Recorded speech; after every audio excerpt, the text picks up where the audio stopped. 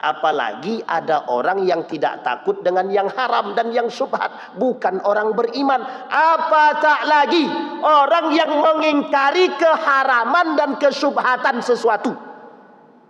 Kalau dia mengingkari, kafir dia. Kalau dia tidak punya atau dia acuh dia terhadap kehalalan keharaman, berarti dia tidak beriman. Kalau dia tidak mau tahu, sama, dan lain sebagainya. Tapi kalau dia mengingkari keharaman dan kehalalan di dalam Al-Quran, kafir dia. Kafir. Contohnya babi haram. Dia kata tak haram, berarti kafir dia. Sekarang saya tanya Bapak Ibu, anjing haram tak? Anjing haram tak? Haram diapakan dulu?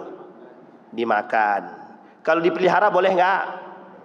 Jangan main tahu boleh-boleh aja, fatwa baru kita nih. A'udzu billahi minasyaitonir rajim. Bismillahirrahmanirrahim.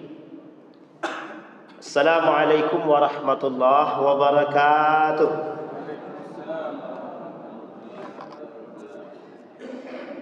Alhamdulillahi rabbil alamin wa bihi nasta'inu ala umurid dunya waddin. Wassalatu wassalamu ala ashrafil anbiya'i wal mursalin wa ala alihi wa sahbihi ajma'in. Allahumma salli wa sallim wa barik ala hadzal nabiyyil karim. Allahumma salli ala Muhammad wa ala ali Muhammad fil alamin innaka Hamidum Majid. Ya ayuhan nasu taqu rabbakum alladhi khalaqakum min nafsin wahidah wa khalaqa minha zawjaha wa batha minhuma rijalan katsiran wa nisaa wattaqullaha alladhi tasaaluna bihi wal arham innallaha kana 'alaikum raqiba. Puji syukur kehadirat Allah dengan mengucapkan alhamdulillahi rabbil alamin. Bersalawat kepada Nabi dengan mengucapkan Allahumma salli ala Muhammad wa ala ali Muhammad fil alamina innaka Hamidum Majid. Bapak Ibu sekalian yang berbahagia, bermunajat kepada Allah, mudah-mudahan Allah memberikan keberkahan, kesehatan, kekuatan kepada kita semua. InsyaAllah kita yang hadir husnul khatimah. Amin ya rabbal. Berdoa kepada Allah untuk kedua orang tua kita. Kalau seandainya orang tua kita telah mendahului, Allah tempatkan di tempat terbaik di sisinya, Allah terima amal ibadahnya, Allah kumpulkan bersama orang yang soleh. Dan untuk orang tua kita yang masih hidup, Allah kuatkan, Allah sehatkan, InsyaAllah juga husnul khatimah. Amin ya rabbal alamin. Dalam Al-Quran, dalam surat Al-Mutaffifin, ayat yang ke-14, Allah berkata begini. Bismillahirrahmanirrahim. Kalla bal rana ala qulubihim ma kanu yaksibun. Kata Allah dalam Al-Quran, kalla bal rana ala qulubihim ma kanu yaksibun. Sekali-kali tidak demikian. Sebenarnya apa yang selalu mereka usahakan itu menutupi hati mereka. Ayat ini lanjutan dari awal surat dalam surat Al-Mutaffifin. Ada yang hafal surat Al-Mutaffifin?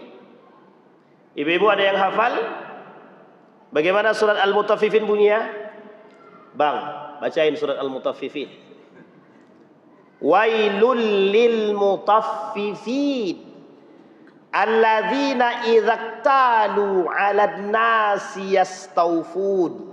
Ini sederhana nih ayat ini. Celakalah bagi mereka yang melakukan tipu daya dalam timbangan. Mutaffifin alladzina idzaktalu 'alan nasi yastawfun, yang melakukan penipuan atau tipu daya atau yang mempermainkan timbangan dalam persoalan tijarah perdagangan. Seingat saya, sebulan yang lalu kita bahas persoalan halal haram. Betul Ibu ya? Bapak Ibu ya? Kalau saya tak salah. Sebulan yang lalu kita bahas. Itu ayat Al-Quran. Sekarang kita bahas tentang satu asar daripada sahabat baginda Nabi Muhammad sallallahu alaihi wasallam. Doa dari Abu Bakar saat itu yang kemudian juga ditanggapi oleh baginda Nabi Muhammad sallallahu alaihi wasallam. Apa kata seorang ulama yang menjadi jawaban daripada baginda Rasulullah sallallahu alaihi wasallam? Amma alimtum anna sidqa la yudkhilu jawfahu illa tayyiban. Apakah kalian tidak tahu bahwa Abu Bakar hanya memasukkan makanan yang halal ke dalam perutnya? Ini asar. Dalil asar itu bisa jadi hadis yang disampaikan oleh para sahabat tapi sifatnya mauquf. Mauquf itu hadisnya sampai pada sahabat tapi tak sampai sama Nabi. Cuma kata para ulama, kalau sampai kepada para sahabat, apa yang dilakukan oleh para sahabat itu mesti juga diiyakan oleh Nabi. Karena sahabat itu tidak melakukan sesuatu di luar daripada kesepakatan dan kesepahaman baginda Nabi Muhammad sallallahu alaihi wasallam. Baik Bapak Ibu sekalian yang berbahagia. Nah, kemudian di dalam Al-Qur'an kata Allah di dalam Al-Qur'an, ya ayyuhalladzina amanu kulu min thayyibati ma razaqnakum washkuru lillahi in kuntum iyyahu ta'budun. Orang-orang beriman, makanlah oleh kalian yang baik-baik. Tak perlu disebutkan yang halal. Tak perlu. Kulu min thayyibat. Makan yang baik-baik. Kenapa tak perlu disebutkan yang halal? Karena orang beriman pasti melihat yang halal. Sekarang saya tanya sama Bapak Ibu, kalau ada orang Muslim tapi masih memakan yang syubhat, bukan yang haram, yang syubhat, kira-kira beriman apa tidak? Ini nggak ada yang berani jawab nih atau bagaimana nih? Betul, ini turun naik saya matikan aja ya. Oh, ini gara-gara kalian nih. Ini berat deh nih. Ini pakai ini aja. Pakai gelas ini aja. Oke, kembali Bapak Ibu. Jadi Bapak Ibu harus berani jawab. Ini akidah. Seorang Muslim kalau dia memakan yang syubhat, bukan yang haram, yang syubhat, berarti tidak beriman. Tak beriman. Karena orang yang beriman mesti memperhatikan kehalalan. Pasti itu Pak. Makanya kalau ada orang Muslim memakan yang haram, jangankan yang haram, yang syubhat aja, itu agak curiga kita keimanannya. Karena sulit Pak. Apalagi sekarang di akhir zaman ini yang banyak tuh yang syubhat. Yang haram bagaimana Ustaz? Sama banyaknya gitu. Jadi haram itu dihasilkan dari syubhat dulu. Syubhat kemudian berubah menjadi yang haram. Maka Bapak Ibu sekalian yang berbahagia, orang-orang beriman perlu memperhatikan thayyibati ma razaqnakum, yang baik yang pernah Allah berikan kepada kita. Pertanyaannya adalah, yang baik itu seperti apa Ustaz? Nah, ini dia.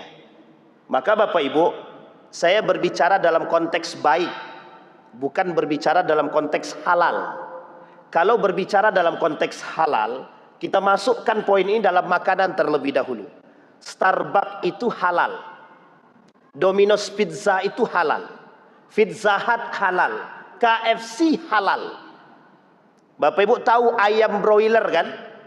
Itu caranya diambil obatnya, dimasukkan dalam suntikan, disuntik. Itu biar cepat gede. Yang harusnya 3 bulan jadi 1 pekan. Dengan suntikan tadi. Pertanyaannya, obat yang dimasukkan ke dalam ayam tersebut baik apa tidak? Sekarang saya tanya Bapak Ibu. Rokok tuh halal atau haram? Dalam rokok tuh Pak ada nikotin. Nikotin. Kalau tak ada, kalau Bapak Ibu tak percaya, coba digaji sekali-sekali dibuka. Buka itu rokok, Coba minta kepada orang-orang yang punya lab, coba cek ada nggak nikotinnya di situ. Coba tanya dulu, jangan main ada-ada ya.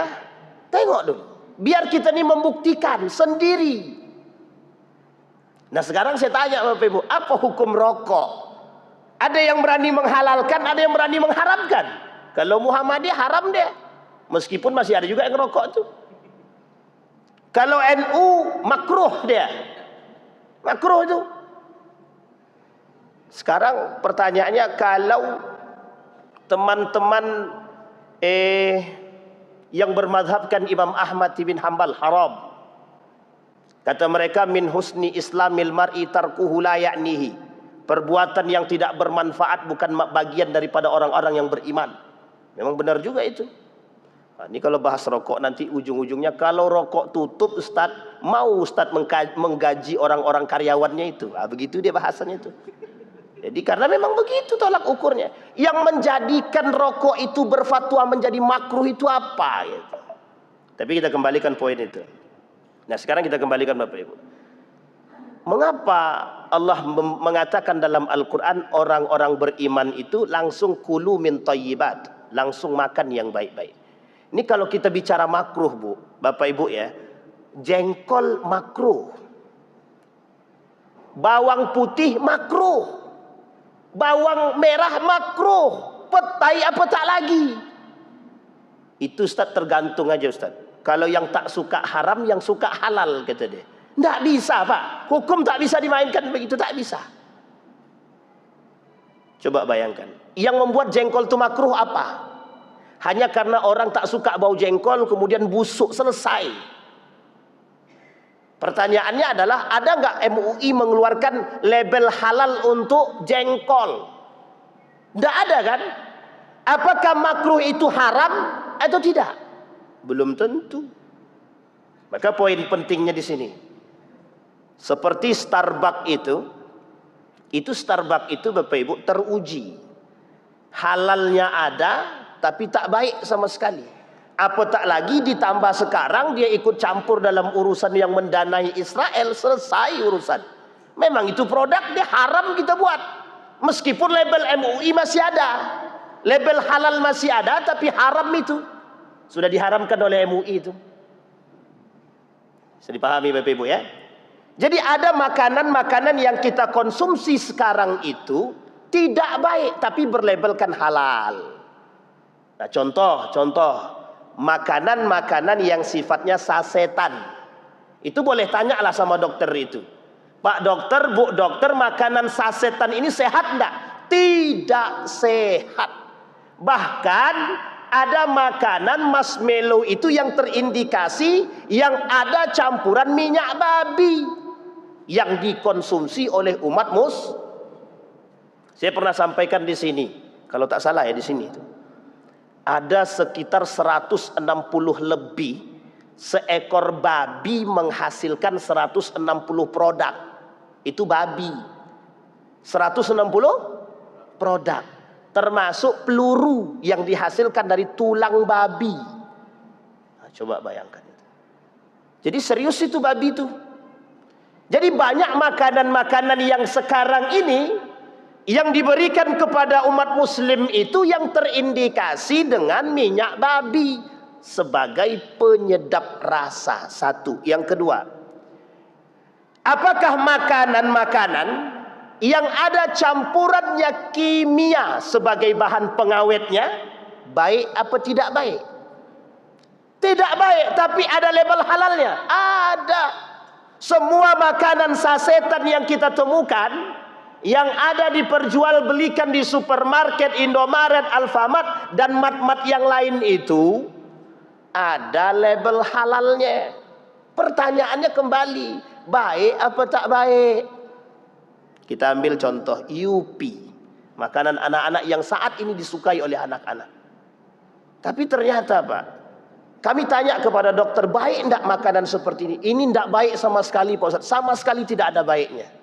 Pertanyaan kita kembali Pak, mengapa orang zaman sekarang tidak suka dengan ubi rebus, pisang rebus, dan semua yang direbus? Jadi kadang-kadang kita perlu memang mentelaah perkataan Megawati yang kata dia pokoknya semua rebus saja sekarang, kata dia. Ternyata betul itu, Pak. Perlu juga kita amati kadang-kadang. Mengapa generasi sekarang tidak suka dengan yang rebus-rebus? Yang disukanya adalah apa namanya itu? Dunkin Donut. Apa lagi? Fried chicken. Ya itulah pokoknya. Ada Britok, tahu Bapak Ibu roti Britok? Ini bukan dalam promosi ya. Britok itu tidak ada label halalnya itu. Britok itu tidak ada label halalnya. Lah kalau sudah tahu tidak ada label halalnya, kenapa masih konsumsi? Itu tidak beriman makanya. Hati-hati, Pak. Nah, sekarang saya kutip seorang Profesor Dr. Hani, seorang rektor Universitas Tazkiyah Bogor. Beliau fokus pada halal haram, termasuk peneliti kehalalan dan keharaman satu produk. Apa kata beliau? Kecenderungan orang beriman bukan pada kehalalan, tapi pada baik atau tidak baiknya makanan yang dikonsumsi. Itu satu. Kita masih fokus pada makanan, belum fokus pada yang lain. Makanya Bapak Ibu sekarang lahir kosmetik halal haram. Kosmetik yang halal. Ada ya kosmetik halal ya. Ada namanya, ini kalau disebut produk nggak apa-apa kan? Wardah misalkan. Kaf. Besok ada namanya kain sarung halal. Tidak hanya itu, semua label halal. Nah, kita tidak berbicara pada yang memberikan label, tapi kita berbicara pada aspeknya gitu. Nah, Bapak Ibu sekalian yang berbahagia, mengapa ini penting? Karena menunjukkan identitas seorang muslim, identitas. Dalam kajian para ulama, persoalan iman, persoalan halal haram itu persoalan akidah. Bukan persoalan keislaman saja, akidah. Baik, itu pada aspek konsumsi makanan.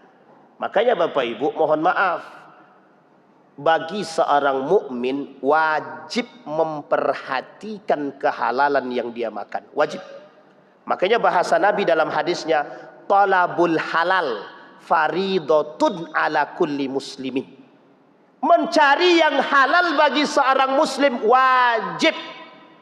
Faridah di sini kewajibannya itu ditekankan oleh Nabi sama halnya seperti umat muslim dituntut untuk belajar.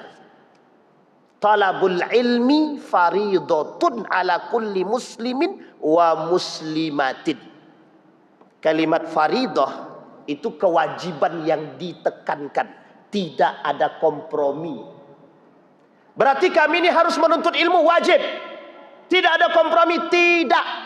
Karena Allah tidak menerima manusia yang bodoh, tak. Allah tidak menerima kejahiliahan. Tidak, layak balul jahalah, tidak menerima kebodohan. Makanya kewajiban menuntut ilmu dan kehalalan itu kalimatnya sama, Allah pakai faridah. Buat apa Ustaz sampaikan ke kami? Kami sudah paham Ustaz. Belum. Kita semua belum paham. Karena ada persoalan keharaman yang terselubung di balik kehalalan. Kita ambil contoh. Ada makanan-makanan yang bercampur dengan minyak babi tapi masih mendapatkan label halal. Sekarang pertanyaannya, siapa yang mau kita salahkan? Siapa yang mau kita salahkan?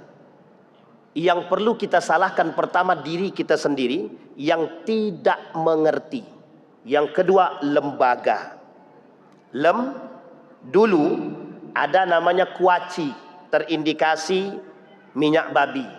Ada juga susu, terindikasi minyak babi. Ada roti, ada super mie dan lain sebagainya yang terindikasi minyak babi. Dan itu banyak. Banyak. Dan Bapak Ibu perlu paham, ada 100 lebih bahasa Inggris tentang produk babi. Selain daripada yang kita pahami pak-pik aja. Kita tahunya kan cuma babi pik itu aja. Tapi ternyata ada 100 lebih bahasa Inggris tentang nama produk-produk bagian-bagian daripada tubuh babi. Baik Bapak Ibu, bisa dipahami Bapak Ibu ya. Sekarang pertanyaannya, mengapa kita perlu memperhatikan makanan yang halal. Anna yustajabalah. Kata Nabi, doa seseorang yang makan yang haram tidak akan pernah dijawab. Tidak akan pernah dijawab.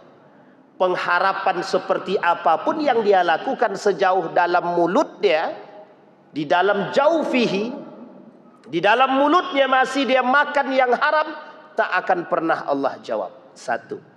Yang kedua, kata Imam Al-Ghazali, kebetulan kitab ini kitab Imam Al-Ghazali. Kata Imam Al-Ghazali, orang yang masih makan yang haram merubah karakternya. Ustaz, kalau ada orang korupsi kira-kira dia makan yang haram tak itu? Itu tidak perlu dijawab itu sebenarnya. Tidak perlu kita jawab. Kenapa tak perlu kita jawab? Saya tanya Bapak Ibu, kenapa kita nggak perlu jawab? Lah jelas yang dihasilkan yang haram. Yang dia makan yang haram apa yang halal? Tergantung. Kalau hasil korupsinya tidak untuk itu, tak untuk dikonsumsi, ya tak mungkin tak makan. Tapi kan cara mendapatkannya tetap haram. Nah, nanti kita berbicara tentang cara mendapatkannya. Kita bicara dulu pada aspek itu. Jadi Bapak Ibu sekalian yang berbahagia, di akhir zaman kata Nabi, itu halal haram itu bukan poin utama. Poin utama kata Nabi di akhir zaman perut. Perut. Apa poin utamanya Bapak Ibu? Sampai Nabi bilang dalam hadisnya itu, kata Nabi, tidak akan terjadi hari kiamat sampai kata Nabi himmatuhum butunuhum. Tidak akan terjadi hari kiamat kata Nabi sampai poin utama setiap manusia, tujuan hidup mereka butunuhum, perut mereka. Wa qiblatuhum nisa'uhum, kiblat mereka perempuan. Wa dinuhum dananiruhum, adapun agama mereka adalah uang. Agama mereka apa? Ini kalau kita kaji lagi lebih panjang, banyak yang sakit kepala. Bukan hanya sakit hati, tapi sakit kepala. Banyak sekali. Karena banyak yang tersinggung. Pelaku. Yang tersinggung adalah pelaku. Kenapa Ustaz harus sampaikan? Kalau tak disampaikan, tak ada yang mau tahu. Nah justru kita perlu memberikan pengetahuan ini kepada kita semua, biar kita tak terjebak dalam perbuatan yang salah. Sedangkan yang sudah disampaikan aja masih banyak yang terjebak, apalagi yang tidak disampaikan. Ada orang yang mengutamakan hal-hal demikian. Kata Nabi, himmatuhum butunuhum. Di akhir zaman kata Nabi, mereka tidak memperhatikan halal haram. La ya'tiyanna 'alan nasi zamanun la yubali bima akhadha minal halal am minal haram. Di akhir zaman mereka tidak lagi memperhatikan yang mereka ambil, yang mereka makan, yang mereka pegang, halal ataupun haram mereka tak perhatikan. Yang penting ada dan bisa memenuhi kebutuhan. Pertanyaan saya sederhana, Pak. Apa pertanyaannya? Mukminkah orang seperti itu atau tidak? Maka saya katakan dari awal, orang yang tidak memperhatikan kehalalan makanan, maka dia bukan orang beriman. Bukan orang beriman. Makanya mohon maaf, orang yang mendapatkan atau mencari harta dengan cara yang subhat ataupun yang haram, bukan orang beriman. Apalagi ada orang yang tidak takut dengan yang haram dan yang subhat, bukan orang beriman. Apa tak lagi orang yang mengingkari keharaman dan kesubhatan sesuatu. Kalau dia mengingkari, kafir dia. Kalau dia tidak punya atau dia acuh dia terhadap kehalalan keharaman, berarti dia tidak beriman. Kalau dia tidak mau tahu, sama, dan lain sebagainya. Tapi kalau dia mengingkari keharaman dan kehalalan di dalam Al-Quran, kafir dia. Kafir. Contohnya babi haram, dia kata tak haram, berarti kafir dia. Sekarang saya tanya Bapak Ibu, anjing haram tak? Anjing haram tak? Haram diapakan dulu? Dimakan. Kalau dipelihara boleh nggak? Nah, jangan main tahu boleh-boleh aja, fatwa baru kita nih. Nah, baik Bapak Ibu, kasus anjing kapan-kapan kita bahas ya. Ada hukum terikat dengan anjing yang ikhtilafnya para ulama jauh besar. Dan itu perlu dipahami. Biar kacamata kita nih kadang-kadang terbuka juga. perlu juga kita memahami sesuatu yang memang mohon maaf dalam benak kita punya doktrin yang dalam terkait keharaman sesuatu, termasuk persoalan anjing. Disepakati oleh para ulama anjing itu haram untuk dikonsumsi, selesai. Tapi yang lain ikhtilaf. Oke Bapak Ibu ya, yang lain ikhtilaf. Baik, sekarang Bapak Ibu, jenis serta sumber harta halal dan haram. Dalam pandangan Imam Al-Ghazali, haram itu yang pertama haram karena bendanya. Yang kedua, haram karena zatnya. Yang ketiga, haram karena dua-duanya. Kita ambil contoh. Haram karena bendanya. Apa contohnya haram karena bendanya? Babi itu sudah jelas haram itu. Karena bendanya, iya bendanya memang haram. Narkoba haram. Tapi Ustaz, narkoba itu tak ada masuk dalam Al-Quran. Allah tak sebutkan dalam Al-Quran hurrima alaikumur narkoba, tak ada. Memang Allah tak sebut. Tapi Allah sebutkan di dalam Al-Quran. Apa yang Allah sebutkan? Yang memabukkan. Innamal khamru wal maisir rijsun min amalis syaitan fajtanibuhu. Ganja, narkoba, apa lagi? Ekstasi, cepat apa lagi? Apa? Nikotin, atau apa lagi? Sabu-sabu, apa? Putau, bodrek, bodrek bisa juga sih. Ganja sudah, apa? Komik kok lebih hafal pula dia. Curiga nih. Apa lagi? Tua. Susu fermentasi yang menghasilkan apa namanya? Bukan susu difermentasikan jadi yogurt yang difermentasikan yang memiliki gas yang tinggi, haram. Bisa memabukkan. Nira juga sama yang menghasilkan, kalau nira yang apa ya? Yang tingkat gasnya yang ketinggian yang diharamkan. Apalagi semua binatang buas haram. Termasuk tubuh manusia juga haram. Sumanto dia makan tubuh manusia itu haram. Baik, semua binatang buas haram. Ada pertanyaan, Ustadz, kalau kelinci bagaimana? Sekarang saya tanya Bapak Ibu, kelinci itu halal apa haram? Bingung semua jawabnya kan? Ada namanya sate kelinci. Ada namanya sate kuda. Kalau sate biawak dan buaya jelas haramnya. Tapi kalau kuda sama kelinci, Bapak Ibu kalau besok dah yang berangkat ke Solo, naik ke atas Karanganyar banyak jualan tuh. Jualan sate kuda namanya. Kalau sate tikus bagaimana Ustaz? Itu jelas haramnya. Tak perlu dipertanyakan. Nah, yang perlu dipertanyakan kelinci. Kata para ulama kelinci itu tak masuk dalam yang diharamkan, tak masuk. Maka dibenarkan sate kelinci boleh. Tapi kuda bagaimana Ustaz? Tak masuk dalam yang dikatakan sebagai binatang buas. Maka ikhtilaf para ulama. Ada yang mengatakan tidak boleh dimakan, ada yang mengatakan boleh dikonsumsi. Sampai di sini paham Bapak Ibu ya? Sehingga makanya ada orang yang jual sate kuda. Karena katanya kuda itu disamakan seperti dengan sapi. Seperti sapi. Dia tak masuk dalam kategori binatang buas, tapi dia masuk sejenis dengan binatang ternak seperti kerbau, sapi. Sehingga ada yang mengatakan boleh dikonsumsi. Baik. Apa contoh yang lain? Keharaman satu barang yang sifatnya fisik. Barang makanan yang bercampur dengan babi, minyak babi, dan semua yang bercampur dengan barang-barang yang diharamkan. Contoh, kalau ada makanan yang bercampur dengan minyak babi, otomatis menjadi haram. Seperti dulu ada namanya kuaci. Kuaci dulu bercampur minyak babi, haram dia. Ini disebut dengan haram dalam kategori yang sifat bendanya. Baik. Sekarang pertanyaannya adalah, asal semua bahan makanan di muka bumi ini berasal dari apa, Ustaz? Berasal dari 3 hal, 3 bahan dasar kata Imam Al-Ghazali. 1, mineral seperti garam, tanah dan sejenis. Yang kedua, tumbuh-tumbuhan dan hewan. Asalnya.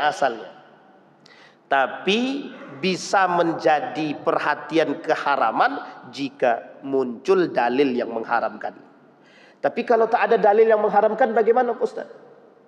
Kalau tidak ada dalil yang mengharamkan, dilihat pengkiasannya. Contoh anjing. Anjing itu tidak ada dalil keharaman makanan. Karena dia binatang hayawanul muftaris, maka digandenglah dengan binatang-binatang buas lainnya. Sampai di sini paham ya?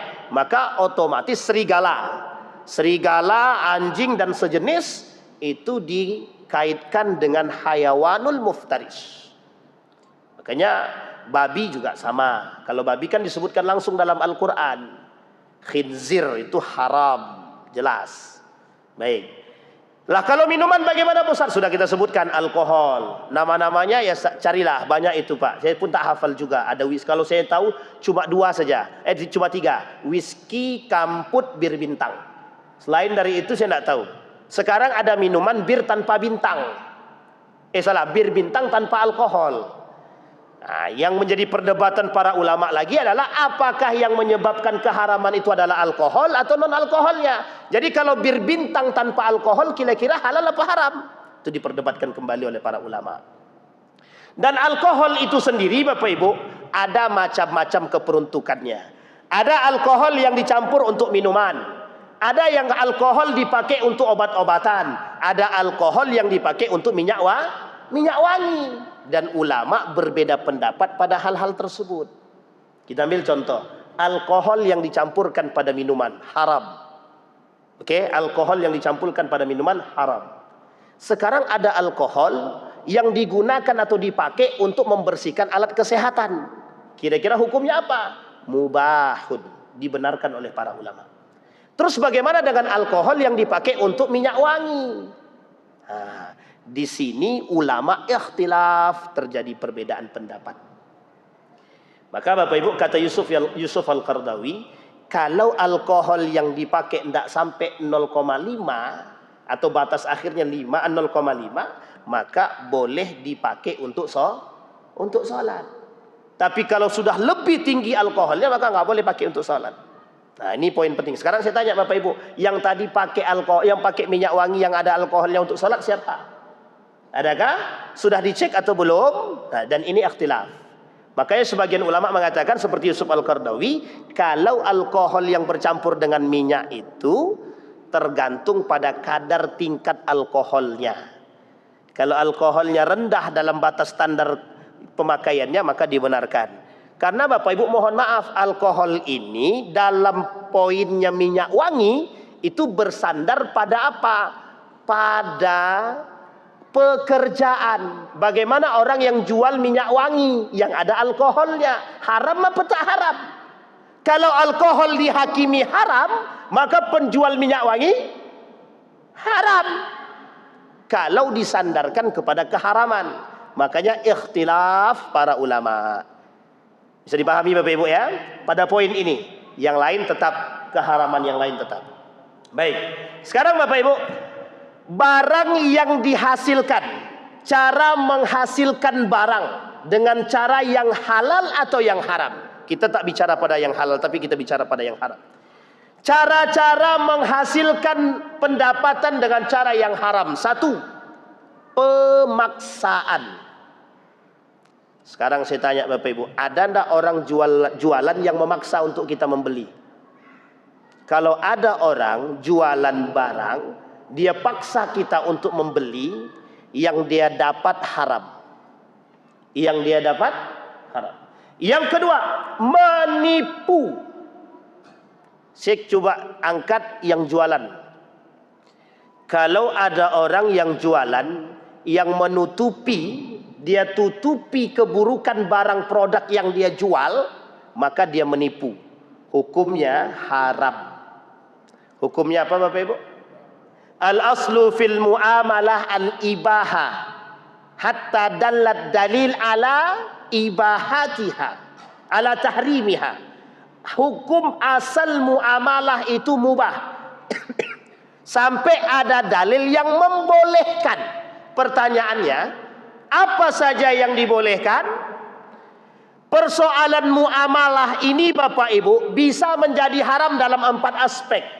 Satu, ada unsur gharar. Apa itu gharar? Ketidakjelasan. Yang kedua, tadlis, penipuan. Yang ketiga, maisir, judi. Yang keempat, ada unsur ribawi, kezaliman, riba, dan lain sebagainya. Sampai di sini paham Bapak Ibu? Jika ada transaksi apapun dalam jual beli yang modelnya ada salah satu di antara 4 ini, maka dipastikan keharamannya, dipastikan kezalimannya. Contoh, Bapak Ibu jual beli barang tadi, tapi Bapak Ibu sembunyikan cacatnya. Ustaz, tapi kalau cacatnya kami tampakkan Pak Ustaz, tidak ada yang mau beli. Kalaupun ada yang mau beli, mesti minta harganya yang rendah. Pertanyaan saya adalah, Anda mau makan hasil sedikit, untung sedikit tapi berkah, atau untung yang banyak tapi masuk neraka? Tinggal pilih aja. Tinggal pilih aja. Bapak Ibu, maka Allah sebut dalam Al-Quran, ahallallahu al-bai' wa harrama riba. Allah halalkan jual beli, Allah haramkan riba. Makna riba di sini, sebagian ulama bilang ada unsur kezaliman. Yang paling banyak transaksi kezaliman itu ada dalam transaksi jual beli. Hari ini transaksi jual belinya online. Peluang untuk, mohon maaf, peluang untuk kecurangan itu terdapat paling banyak dalam jual beli online. Banyak itu peluangnya. Contoh, barang yang difoto tak sama barang yang kameranya pakai DSLR. Ya betul, betul. Sekali foto cuanti Apple, pas datang la ilaha illallah. Itu kupinang engkau dengan apa lagi itu? Dengan istighfar. Astagfirullahaladzim. Jadi kita tetap terima, tapi astagfirullahaladzim, astagfirullah. Tapi kita terima. Barang dah sampai. Sampai di sini paham Bapak Ibu? Orang yang menghasilkan uang dengan cara tipu daya, duit yang dia terima haram. Pemaksaan, tipu daya. Korupsi, duit hasil korupsi haram apa halal? Duit yang diterima dari suap halal apa haram? Ini saya sebutin semua nih, biar tahu semua. Duit yang dihasilkan dari suap haram. Duit yang dihasilkan dari hasil judi haram. Duit yang dihasilkan dari jual khamar, narkoba haram. Duit yang dihasilkan dari jual daging babi, daging anjing, semua daging haram. Duit yang dihasilkan dari korupsi haram. Duit yang dihasilkan dari manipulasi haram. Duit yang dihasilkan dari apa lagi? Sogok sama suap itu haram. Tak ada lagi itu, haram semua. Ustaz, kami hanya memoto barang orang, kemudian kami jual Ustaz. Ini kita ambil contoh Bapak Ibu. Ada barang di Pejeng, Bapak Ibu datang jalan ke pasar, sampai di pasar Bapak Ibu foto, cekrek. Bapak Ibu jualkan di apa namanya? PJPU, terserahlah apa namanya. Bapak Ibu jual di situ 200.000. Orang yang punya barang ini tidak tahu Bapak Ibu foto barang tersebut. Bapak Ibu sudah jualan. Kalau bahasa lainnya itu apa? Reseller tapi tak jelas. Ya. Bapak Ibu, duit yang Bapak Ibu hasilkan atau keuntungan dari hasil yang Bapak Ibu hasilkan haram. Karena Bapak Ibu memoto barang orang tanpa izin. Bapak Ibu mengambil barang orang tanpa izin. Hukumnya haram. Cara mengambilnya haram, setelah dijual keuntungannya juga haram. Ustadz, nah ini sekarang ada pertanyaan. Bagaimana dengan orang yang mohon maaf, Gojek, yang dititipkan, mohon maaf Gojek, ini kami titipkan jual apa namanya itu minuman khamar kepada si fulan. Nah, gimana caranya Bapak Ibu? Itu hukumnya gimana itu? Ini Dr. Mawardi harus jawab ini. Dr. Mawardi yang pakar-pakar fikih muamalah kita ini wajib jawab, karena ini kontemporer ini masalahnya, Pak. Ini poin penting, Pak. Karena dulu pernah seorang Gojek bertanya, Ustadz, saya mau tanya, apa itu? Saya Ustadz, setiap malam, hampir tiap malam Ustadz, saya tahu perempuan itu tukang prostitusi Ustadz.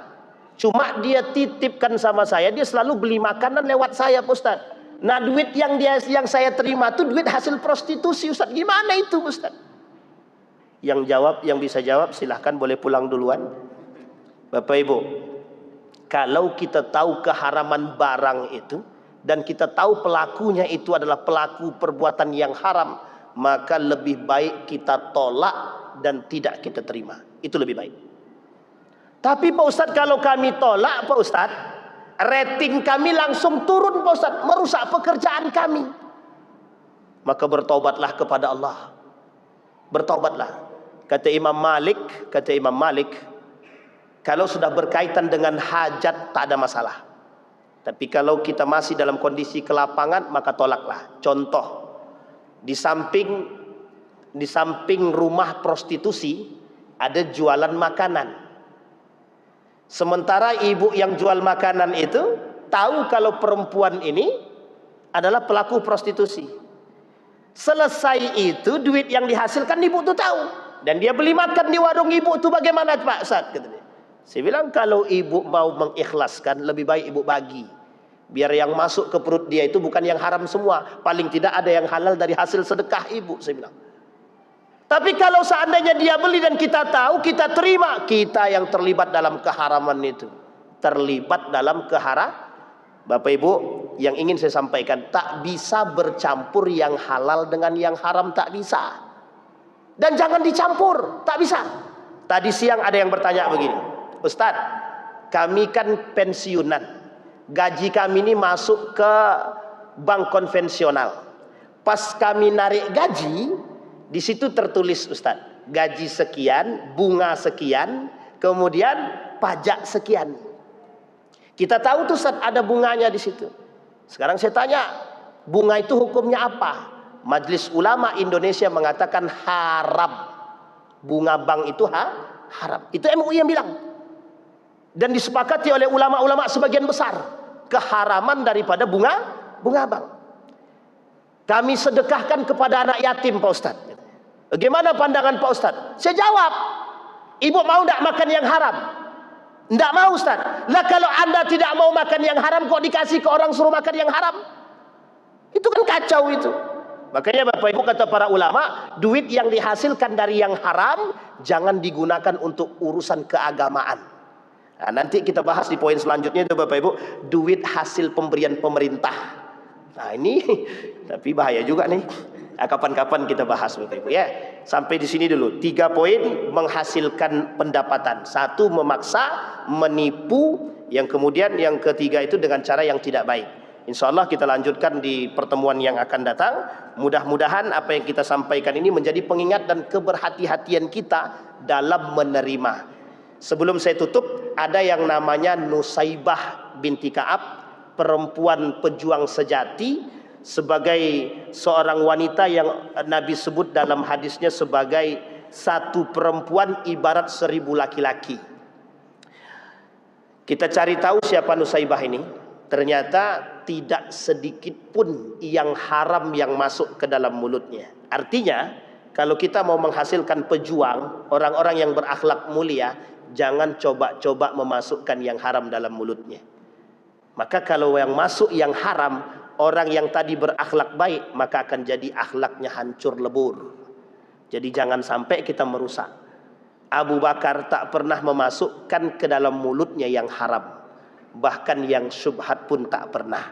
Apalagi yang haram. Bapak Ibu, nanti kita sampaikan di akhir, kalau sudah akhir buku ini, ada caranya bertaubat dari pendapatan yang haram. Mudah-mudahan bermanfaat bagi kita semua. Fa'tabiru ya ulil absar la'allakum tuflihun. Assalamualaikum warahmatullahi wabarakatuh.